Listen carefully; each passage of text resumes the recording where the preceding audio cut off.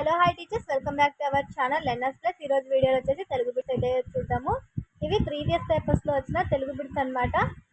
ఒకసారి ఈ బిట్లు అయితే చూడండి. మన వీడియోస్ మీకు యూస్ఫుల్ అనిపిస్తే తప్పకుండా వీడియోకి ఒక లైక్ ఇవ్వండి. అలాగే విధంగా మన ఛానల్ సబ్స్క్రైబ్ చేసుకునే వాళ్ళు ఎవరైనా ఉంటే సబ్స్క్రైబ్ చేసుకోండి.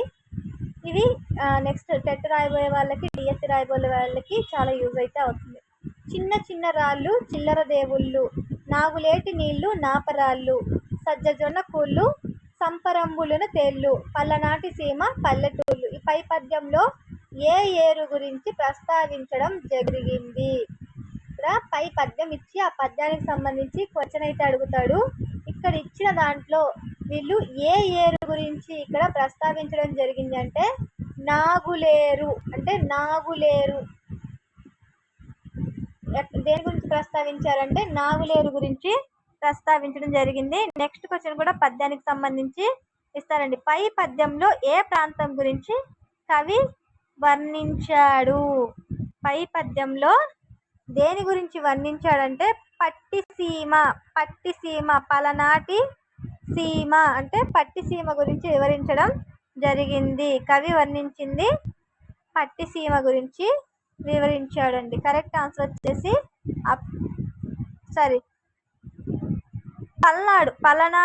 పలనాటి సీమ పల్లెటూళ్ళు. ఇక్కడ కవి దేని గురించి వివరించాడంటే పల్నాడు గురించి వివరించాడు. కరెక్ట్ ఆన్సర్ వచ్చేసి ఆప్షన్ 2 అండి, పలనాడు గురించి వివరించాడు.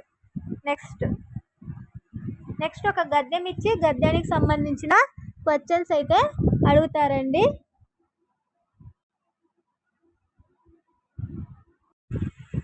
నెక్స్ట్ గద్యం ఇచ్చి గద్యానికి సంబంధించిన క్వశ్చన్స్ అయితే అడుగుతాడు. వేమన పద్యాల్లో ఎక్కువగా ఉండే ఛందస్సు. వేమన పద్యాల్లో ఎక్కువగా ఉండే ఛందస్సు అనేసి అడిగాడు. ఇక్కడ ఒకసారి గద్యం చూడండి. యోగిగా మారిన వేమన తన జీవితానుభవ సారాంశమునే వేదాంత వైరాగ్య పద్య రూపాలుగా రచించాడు. పామరులకు కూడా సులభంగా అర్థమగు పద్యములతో లోక స్వభావాన్ని తేటతెల్లం చేస్తూ శతక వాగ్మయులకు ఉపయోగించు ఆట వెలదిలో పద్యాలు రచించాడు. ఇక్కడ ఛందస్సు ఇక్కడ చూడండి. అతని యొక్క పద్యాలు, వేమన యొక్క పద్యాలు ఏ ఛందస్సులో ఉంటాయంటే ఆట వెలది ఛందస్సులో ఉంటాయండి. ఆట వెలది. కరెక్ట్ ఆన్సర్ వచ్చేసి ఆప్షన్ 4 అండి. నెక్స్ట్ తాడంకి వెంకటలక్ష్మి నరసింహారావు గారు రాసిన గ్రంథము. తాడంకి వెంకటలక్ష్మి నరసింహారావు గారు రాసిన గ్రంథము వేమన పద్య రత్నావళి అండి. వేమన పద్య రత్నావళి. ఆన్సర్ కూడా ఇక్కడే ఉంది చూడండి. వేమన పద్య రత్నావళి గ్రంథాన్ని తాడంకి వెంకట లక్ష్మీ నరసింహారావు గారు రాశారు. కరెక్ట్ ఆన్సర్ వచ్చేసి ఆప్షన్ 1 అండి. గాంధీ మహాత్ముడు బయలుదేరగా గేయ రచయిత. గాంధీ మహాత్ముడు బయలుదేరగా గేయ రచయిత ఎవరు అనేసి అడగడం జరిగింది. గాంధీ మహాత్ముడు బయలుదేరగా అనే పాఠానికి ఆ గేయ రచయిత వచ్చేసి బసవరాజు అప్పారావు అండి. బసవరాజు అప్పారావు. నెక్స్ట్ బుధులు అనే పదానికి అర్థము. బుధులు అనే పదానికి అర్థం. బుధులు అంటే పండితులు అనేసి అర్థం అండి. బుధులు అంటే పండితులు అనేసి అర్థం. నెక్స్ట్ కపి పదానికి పర్యాయ పదాలు. కపి పదానికి పర్యాయ పదాలు. కపి అంటే కోతి లేదా మర్కటం అండి. పర్యాయ పదాలు అంటే రెండు సమానంగా అర్థాలు రావాలి. కపి అనే పదానికి పర్యాయ పదాలు కోతి, మర్కటం. నెక్స్ట్ రక్తం పదానికి, రక్తము అనే పదానికి నానార్థాలు రాయమన్నాడండి. రక్తము అనే పదానికి నానార్థాలు వచ్చేసి ఎరుపు, రుధిరం. రక్తం అనే దానికి నానార్థాలు రెండు వేరు అర్థాలు వచ్చాయండి. ఎరుపు, రుధిరం రక్తానికి నానార్థాలు. నెక్స్ట్ అమావాస్య పదానికి వికృతి. అమావాస్య పదానికి వికృతి పదం వచ్చేసి అమావాస. కరెక్ట్ ఆన్సర్ వచ్చేసి ఆప్షన్ 3 అండి. నెక్స్ట్ ఇంట్లో ఈగల మూత బయట డాష్ అనేసి ఇచ్చాడు. ఇంట్లో ఈగల మూత బయట డాష్. బయట వచ్చేసి పల్లకిల మూత. ఇది ఒక సామెత. ఇంట్లో ఈగల మూత, బయట పల్లకిల మూత. కరెక్ట్ ఆన్సర్ ఆప్షన్ 4 అండి. చూసే చూపులు, నవ్వితే నవ్వులు, గుద్దితే గుద్దులు, ఏమిటిది? చూస్తే చూపులు, నవ్వితే నవ్వులు, గుద్దితే గుద్దులు, ఏమిటిది అనేసి అడిగాడండి. ఈ క్వశ్చన్కి ఆన్సర్ వచ్చేసి అద్దం అండి. మనం చూస్తే చూస్తుంది, నవ్వితే నవ్వుతుంది, గుద్దితే గుద్దుతుంది. కరెక్ట్ ఆన్సర్ వచ్చేసి ఆప్షన్ 3 అద్దం. నెక్స్ట్, ఆహా ఆ బంగారు లేడి ఎంత బాగున్నది, ఈ వాక్యంలో అవ్యయాన్ని గుర్తించండి. ఆహా ఈ బంగారు లేడి ఎంత బాగున్నది, ఈ వాక్యంలో అవ్యయం వచ్చేసి ఆహా, అవ్యయము ఏంటంటే ఆహా. నెక్స్ట్, వృద్ధ జనుల యొక్క సేవ, ఈ వాక్యంలోని విభక్తిని గుర్తించండి. వృద్ధ జనుల యొక్క సేవ, ఈ వాక్యంలో ఉన్న విభక్తి షష్ఠీ తత్పురుష షష్ఠీ విభక్తి యొక్క, ఇక్కడున్న విభక్తి యొక్క అనే విభక్తి, ఇది ఏ విభక్తి అంటే షష్ఠీ విభక్తి. నెక్స్ట్, మహతీ వాచకాలు అనగా, మహతీ వాచకాలు అనగా, మహతీ వాచకాలు అంటే స్త్రీలను సంబోధించే పదాలు, స్త్రీలను సంబోధించే పదాలను మహతీ వాచకాలు అనేసి అంటారు. పద్యం బహువచన రూపం, పద్యానికి బహువచన రూపం ఏది అనేసి అడిగాడండి. పద్యానికి బహువచన రూపం వచ్చేసి పద్యాలు. పద్యము, పద్యాలు, బహువచన రూపం పద్యాలు. నెక్స్ట్, సుమేధ పాఠాన్ని చదువుతున్నది, వాక్యంలో కర్మను గుర్తించండి. సుమేధ పాఠాన్ని చదువుతుంది, ఈ సెంటెన్స్ లో ఉన్న కర్మని గుర్తించండి అనేసి ఇచ్చాడు. ఈ సెంటెన్స్ లో ఉన్న కర్మ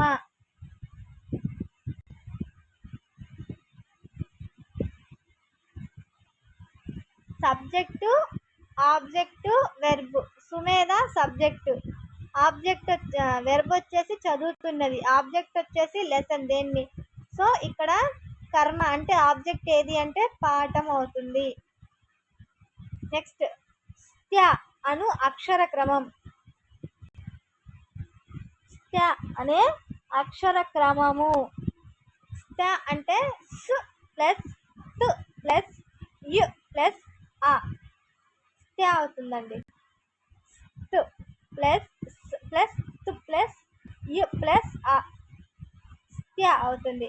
క్రింది వాణిలో అనునాసికాలు అంటే ముక్కు సహాయంతో పలికేది ఏది అనేసి అడిగాడు. క్రింది వాణిలో అనునాసికాలు వచ్చేసి న, న ముక్కుతో పలికేది న, క, గ, న, య. సో ఒకసారి పలికి చూడండి ఏది ముక్కుతో పలుకుతుంది అనేది. సో కరెక్ట్ ఆన్సర్ వచ్చేసి ఆప్షన్ 4 న. నెక్స్ట్, కుట్టురుసు పదంలో ఉన్న సంధి, కుట్టుసురు పదంలో ఉన్న సంధి. కుట్టుసురు అనే పదంలో ఉన్న సంధి వచ్చేసి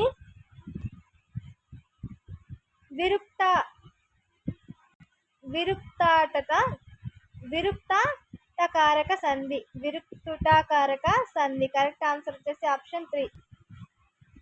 అక్షరానికి ఏ ఐలు పరమైతే ఐ కారము, ఓ ఔలు పరమైతే ఔ కారము, రు కారం పరమైతే ఆర్ ఏకాదేశముగా వస్తాయి. ఇది ఏ సంధి సూత్రము? ఏ ఐలు పరమైతే ఐకారము, ఓ ఔలు పరమైతే ఔకారము, రు పరమైతే ఆర్కారము ఏకాదేశంగా వస్తుంది. ఇది ఏ సంధి అనేసి అడగడం అయితే జరిగింది. ఇది వచ్చేసి వృద్ధి సంధి, వృద్ధి సంధి. నెక్స్ట్, అర్ధరాజ్యం విగ్రహ వాక్యం గుర్తించండి. రాజ్యం యొక్క అర్ధ భాగము, అర్ధరాజ్యము విగ్రహ వాక్యము గుర్తించండి. అర్ధరాజ్యానికి విగ్రహ వాక్యం వచ్చేసి రాజ్యం యొక్క రాజ్యం అర్ధ భాగంని, ఆ రాజ్య అర్ధ భాగానికి విగ్రహ వాక్యం. నెక్స్ట్, గురువు లఘువు లఘువు చిహ్నం ఏ గణము? గురువు లఘువు లఘువు ఘనము ఏ ఘనం అనేసి అడిగాడండి. ఇది వచ్చేసి గురువు. లఘువు లఘువు వచ్చేసి భగనానికి చెందింది, భగనము. నెక్స్ట్ నృత్యానుప్రాస అలంకారానికి ఉదాహరణ. నృత్యానుప్రాస అలంకారానికి ఉదాహరణ. నృత్యానుప్రాస అలంకారానికి ఉదాహరణ వచ్చేసి వాడు బడికి వడివడిగా వచ్చాడు. వాడు బడికి వడివడిగా వచ్చాడు. ఇది నృత్యానుప్రాస అలంకారము. నెక్స్ట్ క్రింది వాక్యాలలో సకర్మక వాక్యం కానిది. క్రింది వాక్యాలలో సకర్మక వాక్యం కానిది. పక్షి కేరుమని అరిచింది. పక్షి కేరుమని అరిచింది సకర్మక వాక్యము. కానిది అన్నాడు. పక్షి క్యారుమని అరవడం. నెక్స్ట్ లక్ష్యాలను సాధించడానికి విద్యార్థులకు ఉపయోగపడే మానసిక చర్యలను అవయవిక చర్యలను ఏమంటారు? లక్ష్యాలను సాధించడానికి విద్యార్థుల మానసిక చర్యలను అవయవిక చర్యలను ఏమంటారు అంటే స్పష్టీకరణలు అంటారండి. స్పష్టీకరణలు. నెక్స్ట్ నాటకీకరణ వలన ప్రయోజనం కానిది. ఆకర్షణీయమైన నటన అలవడుతుంది. సభాకంపం పోతుందంటే 10 మందిలో నిలబడి మాట్లాడే భయం అనేది పోతుంది.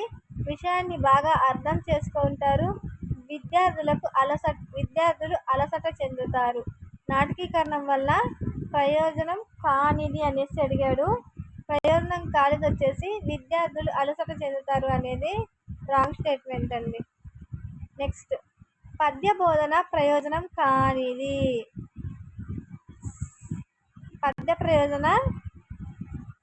పద్య బోధన ప్రయోజనం కానిది. పద్య బోధన ప్రయోజనం కానిది వచ్చేసి విస్తారపట్నం అలవడుతుంది. పద్య బోధనలో విస్తారపట్నం అనేది అలవడదు. కరెక్ట్ ఆన్సర్ వచ్చేసి ఆప్షన్ 2. నెక్స్ట్ ద్విపార్శ్వ ఉపకరణాలను తయారు చేయడానికి ఉపాధ్యాయులకు క్రమశిక్షణ ఇస్తే.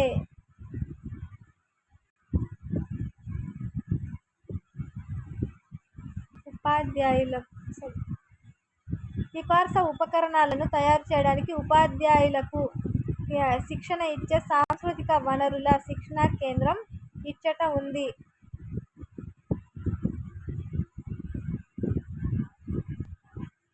ఇది వచ్చేసి ఢిల్లీలో ఉందండి. ఢిల్లీలో ఉంది. నెక్స్ట్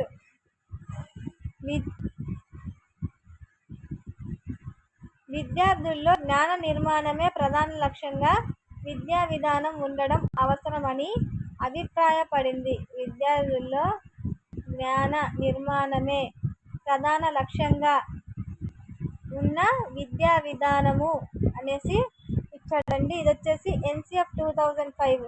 ఎన్సిఎఫ్ 2005 2011 మరి 2024 కదా 30 విద్యార్థుల్లో జ్ఞాన నిర్మాణమే ప్రధాన లక్ష్యంగా విద్యా విధానం ఉండడం అవసరమని అభిప్రాయపడింది. ఎన్సిఎఫ్ 2005 అండి. ఎన్సిఎఫ్ 2005. నెక్స్ట్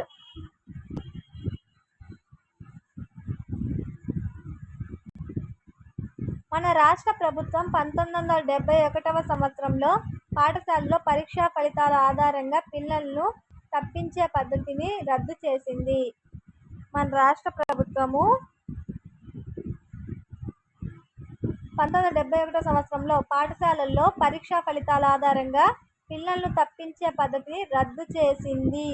ఏ పరీక్షా ఫలితాల ఆధారంగా అంటే నాన్ డిటెక్షన్ పద్ధతి. నాన్ డిటెక్షన్ పద్ధతి ద్వారా తప్పిపోయిన పిల్లల్ని బడి నుంచి తప్పించే పద్ధతిని రద్దు చేసింది. ఏ పద్ధతి అంటే నాన్ డిటెక్షన్ పద్ధతి ద్వారా. కరెక్ట్ ఆన్సర్ వచ్చేసి ఆప్షన్ 3. ఇవి తెలుగుకు సంబంధించిన బిట్స్. సో ఇంకా ఏమైనా బిట్స్ ఉంటే నేను మన ఛానల్లో అయితే అప్డేట్ చేస్తూ ఉంటాను. ఇంకా ఎవరైనా సబ్స్క్రైబ్ చేసుకోవాలి, సబ్స్క్రైబ్ చేసుకొని ఫాలో అవ్వండి. Thank you for watching.